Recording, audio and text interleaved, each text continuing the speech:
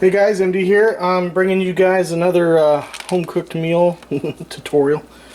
Today, this one's kind of a slow cooking recipe, easy to do. It's a family favorite of ours. Everyone has their own version of this. I think they call it something different too. My family calls it no peak beef.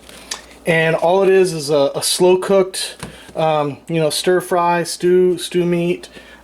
Sliced up, however you want to do your beef. This one I had at the grocery store. As you can see, it's pretty cheap. It's only $4 for this. $3.58 a pound. It's not the best price, but it's already sliced up and stir fry, so it's good. And the principle behind it is you just slow cook it in some type of brown gravy, and it becomes really tender, and you serve it over top of egg noodles. So this recipe is really easy.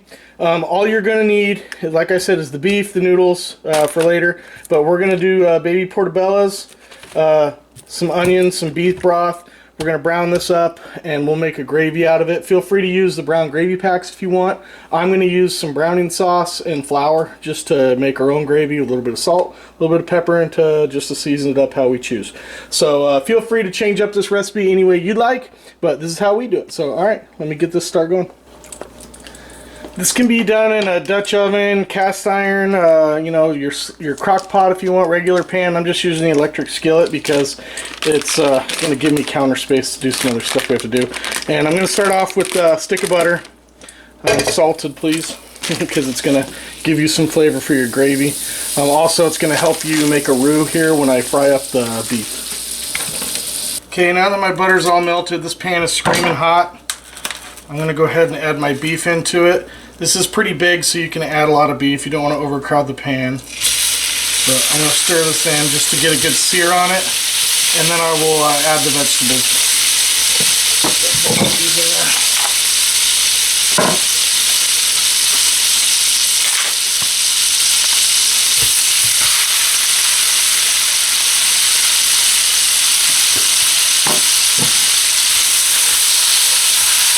I might have overcrowded the pan a little bit, but you know what? With this style, it's not really imperative that you sear the beef like in some other. I don't know. People will swear, but I'm gonna get torn up in the comment section on this, like I always do. You're overcrowding it. You're doing all. You know what? Who cares? This is an easy, slow recipe. The beef is gonna be just as tender. I'd like to see the difference. Someone that doesn't overcrowd the pan in this one, but yeah, whatever.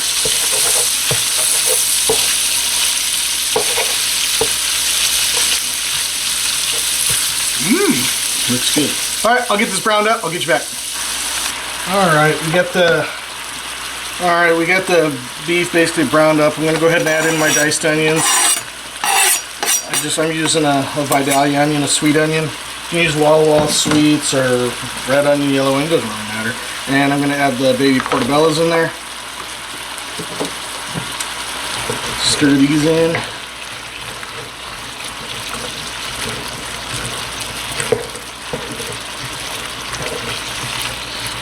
That way they can start to get their water in there too, so I know how much flour to add into this to make the roux, to make it thick. And then I'll add the beef broth in there to give it the base. But I'm going to go ahead and add some seasoning to it now. This is what I use, the Johnny's Hunter's Blend. We'll season that bad boy up with that for the salt. And then just a little black pepper. And that's it. You can add garlic. We're a big fan of garlic, but in this dish, it's not really our cup of tea for some reason. So we usually just kind of stay away from it. The Johnny's Hunter's Blend has all the pizzazz in there you need. It's basically like a seasoning salt slash Montreal steak seasoning combined into one. We like it. It's really good. Give it a try. So, okay. I'll let those cook down a little bit, and then we'll start to add in our gravy mixins. Alright, it's ready for the flour mixture, so I'm going to add in a ½ cup of flour for this. When you do your beef broth, every quarter cup of flour you add is roughly a cup of broth. So I'm going to add 2 cups of broth here after this kind of roux up and thickens. It might thicken up more and you add more beef broth to it as you go. Luckily these things come about 4 cups per container, so I'll have half of that left over. So yeah, let's get that stirred around. That flour taste out of there, let it cook away.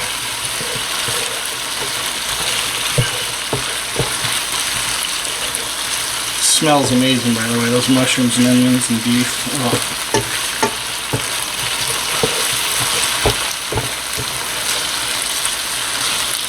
Yeah, see all those juices in there just thickened up immediately with that flour. It's all sticking to the beef really well.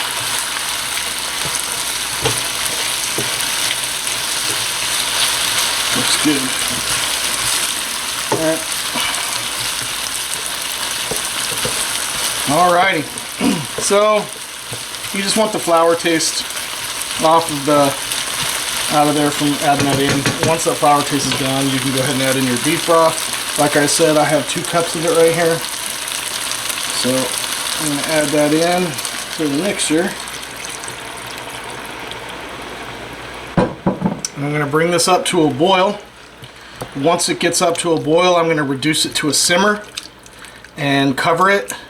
And I'm just going to let it sit here until we're ready for dinner. It's 2 p.m. here right now.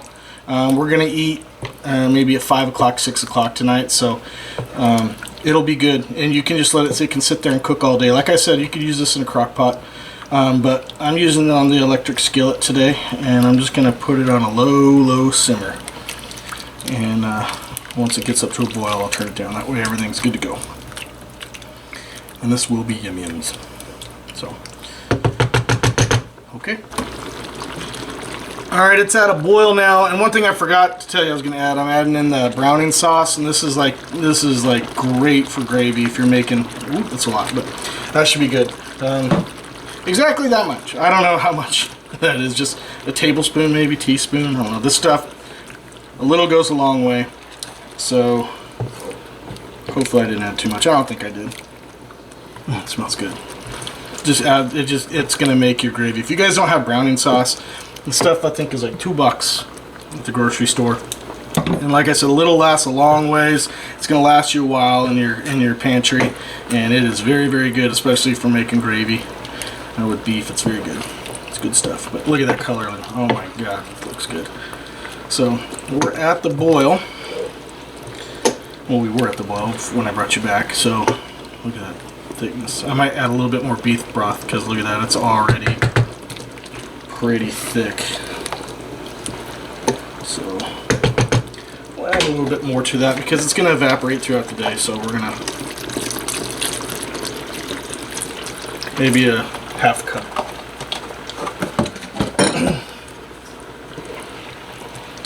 That'll be perfect. Okay, stir this in. I'm gonna cover it and reduce the heat on it now, and we'll just let it sit here and cook the rest of the day. I had it at, for any people who want to know what the temperature I had it on, my electric skillet goes up to 400 degrees. I'm setting it at 200 right now, and I can fluctuate it kind of. There's a warming setting on here too. I can do that, but I'm going to keep it between 250 and 200 for the rest of the time it's cooking. So this should be done. I mean, honestly, this could be done in an hour. It'll be fork tender, but it's going to only get better the longer it cooks. So, all right, I'll bring you back when we're ready to eat. All right, just a quick update. We're 2 hours into this right now. I went ahead and added the other 16 ounces of beef broth, so that makes it a total of 32 ounces. The reason being is we don't usually slow cook it this long, and it does evaporate off, so it did thicken up, and I added the other 16 ounces in there, and as you can see, it's right at the right consistency, and it's just been sitting there cooking. So for this recipe, yeah, I mean, I guess the whole 32 ounces worked, and it's tender. This stuff is really, really good. It's looking good. So before it's ready, you know, I'm not going to show you guys boiling up the egg noodles. You know how to do that. But I will show you when I serve it up and do a quick taste test. And so you guys can see that. And just, look at that strip of beef right there. I cut it with a wooden. You see that? Boom. So like here's a strip right there. Long strip of steak. And I literally just sliced it with a wooden spatula. That's pretty tender. So, it smells really good. Looks good.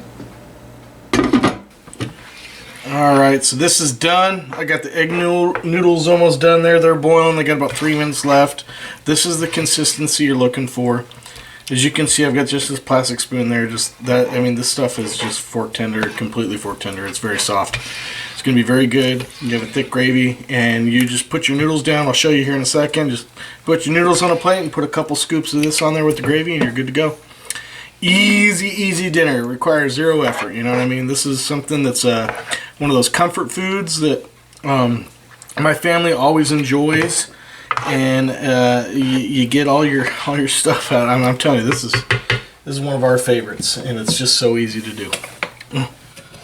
Well, guys, here's the finished product right there. As you can see, oh my God, this is just one of those. This is one of those simple home cooked meals that you can just sit there and enjoy. Very comforting. Family loves it. Very easy to do. Very inexpensive. One of the cheap ones out there. That's a mushroom on there too, but I'm gonna get the beef on there too. But oh man, I love this stuff. Very hot though.